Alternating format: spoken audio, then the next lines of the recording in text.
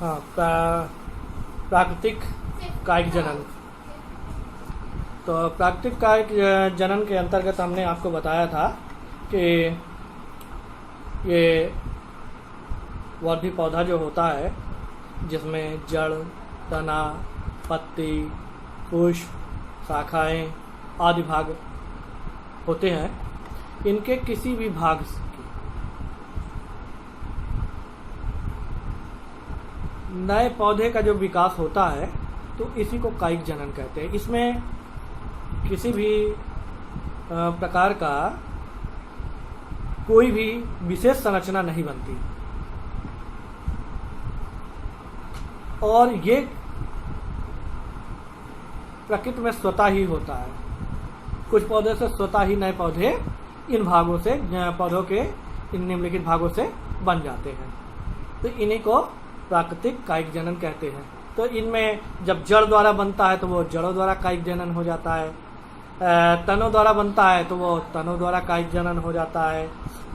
अब जड़ हमने आपको बताया अभी कि जड़ भूमि का माने पौधे का भूमि के अंदर वाला भाग है जो पौधों के लिए पौधों को स्थिर करता है और भूमि से जल अवशोषित करता है, खनिज, लवण आदि अवशोषित करके पौधों के विभिन्न भागों में पहुंचाता है। ये जनन में भी भाग लेते हैं जड़ कुछ, लेकिन सभी पौधों की जड़ें जनन क्रिया में भाग नहीं लेती।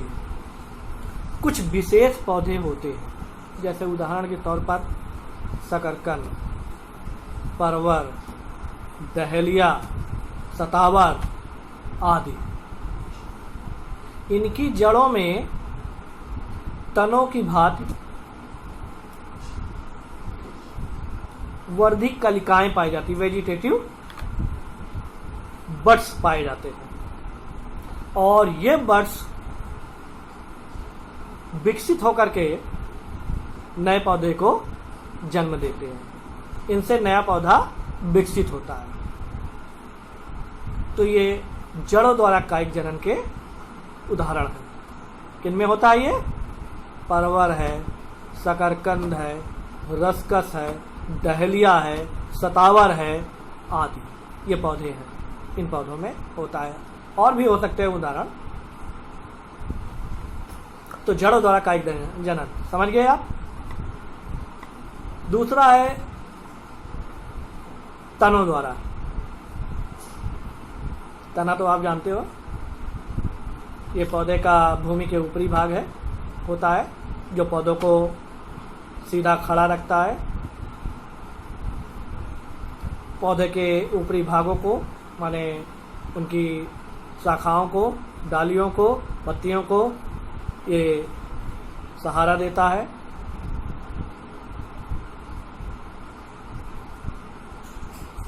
ये भी कुछ पौधों में ये तने के भाग भी जनन क्रिया में भाग लेते हैं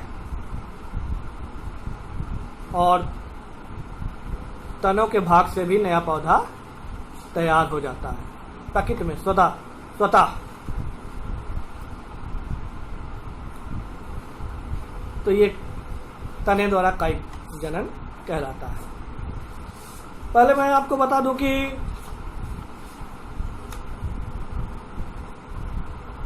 कुछ पौधे तो वायु में सीधा खड़े रहते हैं तो उनके तने जो है सीधे खड़े होते हैं, लेकिन कुछ पौधे कमजोर होते हैं जो भूमि पर ही साष्टांग पड़े रहते हैं, धराशाही कहलाते हैं। और तनों का कुछ भाग जो है भूमि के अंदर मिट्टी में दबा भी रहता है। तो इस आधार पे हम पौधे के तनों को 3 भागों में बांट सकते हैं। एक वायवी भाग जो सीधा पूरा खड़ा रहता है, फिर अर्धवायु भाग माने कमजोर पौधे के भाग जो वायु में सीधा खड़ा तो नहीं रहता है या उसका कुछ भाग थोड़ा सा ऊंचाई माने ऊंचा खड़ा रहता है, लेकिन पूरी तरह से नहीं खड़ा रहता, या अगला शीर्ष भाग खड़ा रहता है, या पूरी तरह से धराशायी होता है। और तने का वो भाग जो भूमि के अंदर रहता है भूमिगत तना कहलाता है। तीनों भागों से कायिक जनन होता है, लेकिन जो मुख्य तने का जो मुख्य भाग है मिट्टी के ऊपर होता है, जिसे हम वायवीय तना कहते हैं। इनसे प्राकृतिक रूप से तो कायिक जनन नहीं होता। इनमें कुछ जो है मनुष्य द्वारा स्वयं कायिक जनन कराया जाता है, तो इसको हम अलग से पढ़ेंगे। वायु भाग के कायिक जनन को अलग से पढ़ेंगे, और ये हम जो है आर्टिफिशियल वेजिटेटिव रिप्रोडक्शन के अंतर्गत पढ़ेंगे, अर्थात कृत्रिम कायिक जनन के अंतर्गत पढ़ेंगे। अब रहा अर्धवायवीय भाग और भूमिगत तने के द्वारा कायिक जनन। भूमिगत कायिक जनन, ये तने का वो भाग है जो भूमि के अंदर मिट्टी से दबा रहता है, और कभी कभी इनमें भोजन संचय के कारण कुछ रूपांतरण हो जाता है, जो तनों का रूपांतरण कहलाता है, भूमिगत तनों का रूपांतरण।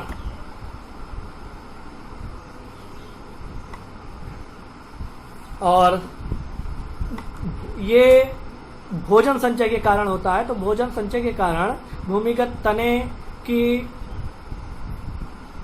आकृति जो है वो भिन्न भिन्न प्रकार के हो जाती है, या उनकी वृद्धि जो है भिन्न भिन्न प्रकार की हो जाती है। तो आकृति और वृद्धि के आधार पर ये 4 तरह के हो जाते हैं, इनका रूपांतरण 4 तरह का हो जाता है: प्रकंद, घनकंद, सलकंद और कंद। अंग्रेजी में प्रकंद को राइजोम कहते हैं, घनकंद को कॉर्म कहते हैं, सलकंद को बल्ब कहते हैं, और कंद को ट्यूबर कहते हैं। ठीक है, तो इन सारे भागों से कायिक जनन होता है, और प्राकृतिक कायिक जनन होता है। प्रकृति में स्वतः ही इन भागों से नए पौधे बनते हैं। अब उदाहरण के लिए आ जाइए, पहले प्रकंद है क्या चीज और इससे कायिक जनन कैसे होता है और किन पौधों में होता है। तो प्रकंद भूमिगत तना है, अंग्रेजी में ये राइजोम कहलाता है। जब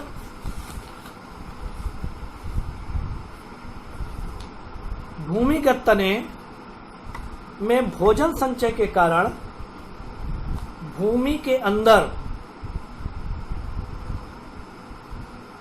इसकी वृद्धि भूमि के समांतर किंतु भूमि के अंदर वृद्धि होती है, तो ऐसे तनों को भूमिगत प्रकंद कहते हैं, भूमिगत तना प्रकंद कहते हैं या कहलाता है। उदाहरण के तौर पे जैसे अदरक, हल्दी आदि, या घुइयां अरबी जिसको कहते हैं, वो भी इसी में आ जाता है।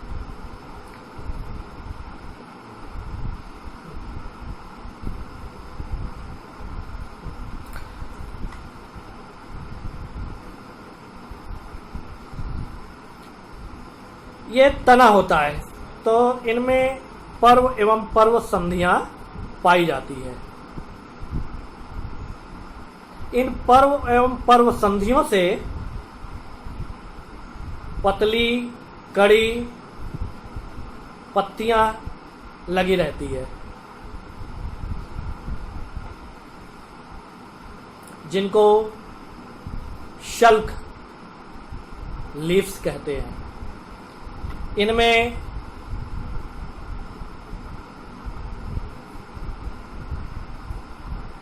इन संधियों से शीर्ष कलिकाएं और पार्श्व कलिकाएं निकलती है या लगी होती है। साथ ही साथ इनकी संधियों से अपस्थानिक जड़ें भी निकल आती है।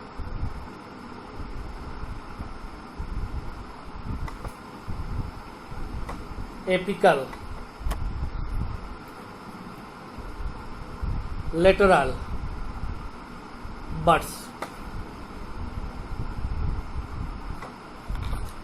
तो ये एपिकल बड्स है, अग्रभाग में जो स्थित होती है, शीर्ष पर स्थित होती है एपिकल बड्स, और उसके बाद इनके पर्व संधियों पे पार्श्व भाग में भी कलिकाएं लगी होती है।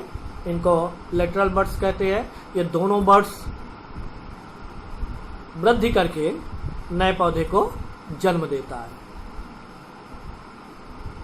तो ये प्रकंद द्वारा कायिक जनन हुआ, जो कि हल्दी, अदरक, घुइयां आदि में पाया जाता है। घनकंद, घनकंद जैसे बंडा, इनमें ये भी भूमिगत तना है और ये भी भोजन संचय के कारण रूपांतरित हो जाता है। और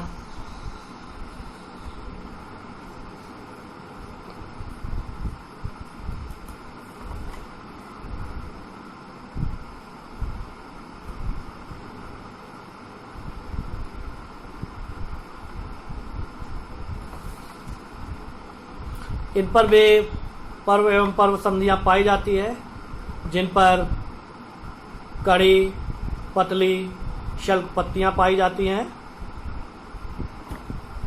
किंतु भोजन संचय के कारण इनकी वृद्धि भूमि के अंदर और भूमि के ऊर्ध्वाधर होता है।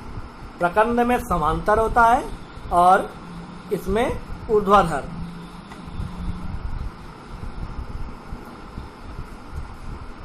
ठीक है।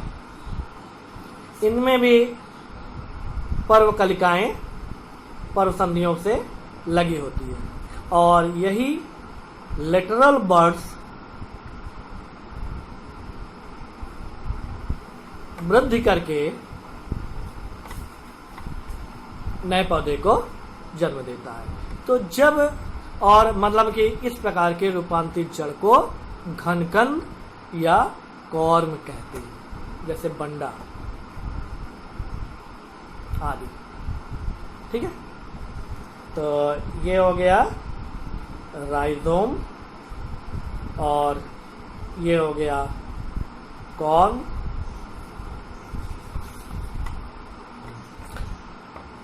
अब आ जाइए सलकंद।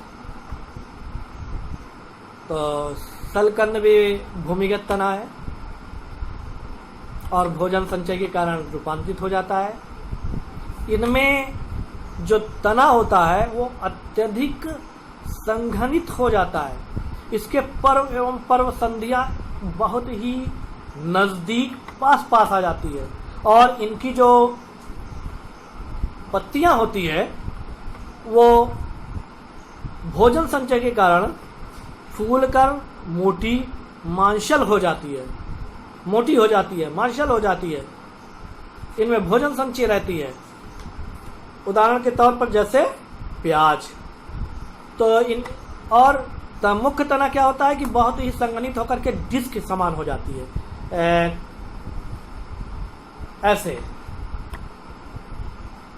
इनमें पर्व संधियां बिल्कुल करीब हो जाती है। इनके शीर्ष की तरफ एपिकल बड्स भी होते हैं, कलिकाएं भी होती है और फिर जो है इनमें पत्तियां ऐसे लग करके एक बल्ब जैसी संरचना बना लेती हैं और इसके नीचे तने के निचले भाग से अपस्थानिक जड़ें निकलती है। ये यहाँ पे एपिकल बड्स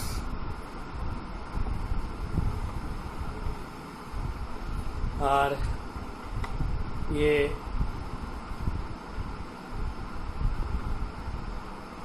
रूट्स होते हैं, एडवेंटिशियस रूट्स।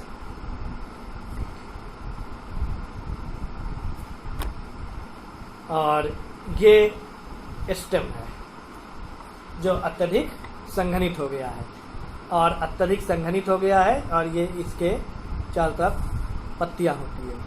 ये शीर्ष पर एपिकल बड्स स्थित होते हैं। इनके द्वारा भी नए पौधे, इस भाग से नए पौधा बनता है। और इस तरह की संरचना, इस तरह के संरचना वाले पौधे को बल्ब्स कहा जाता है, जो कि प्याज, लहसुन, सतावर आदि में पाया जाता है।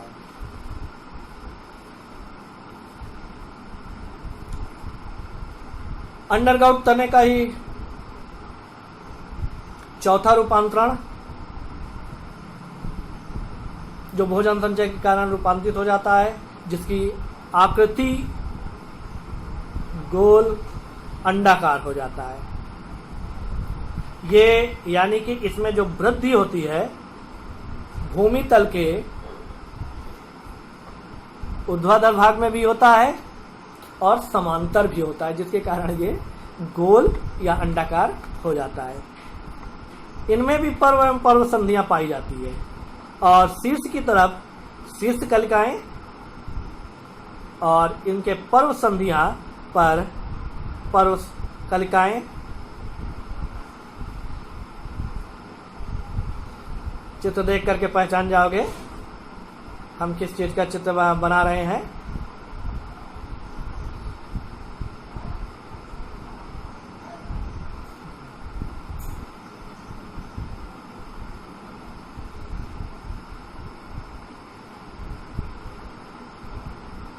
ठीक, तो ये ट्यूबर कहलाता है, जिसमें कि भोजन संचय के कारण लंबाई में भी और चौड़ाई में भी दोनों तरफ से वृद्धि होती है, जिसके कारण ये जो है गोल और ओवल शेप का हो जाता है। इसका उदाहरण आलू है। किसान लोग इसी आलू के टुकड़े काट लेते हैं और काट करके माने ऐसे टुकड़े बनाते हैं जिनमें कम से कम ये, जिनको आंखें कहते हैं, इनमें 3-3 कलिकाएं होती है जिनको आंखें कहते हैं। ये वास्तव में लेटरल बड्स होते हैं और इनके शीर्ष पर एपिकल बड्स स्थित होता है।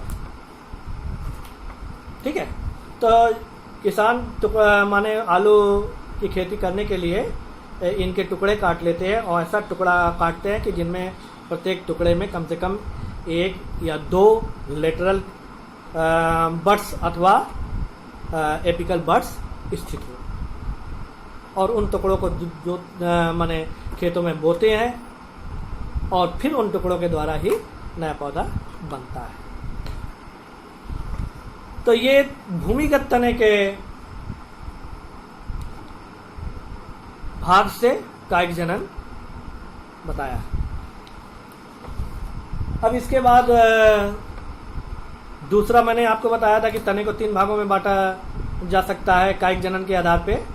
एक वायवीय भाग, तो उसको तो हम लोग आर्टिफिशियल कायिक जनन के अंतर्गत पढ़ेंगे।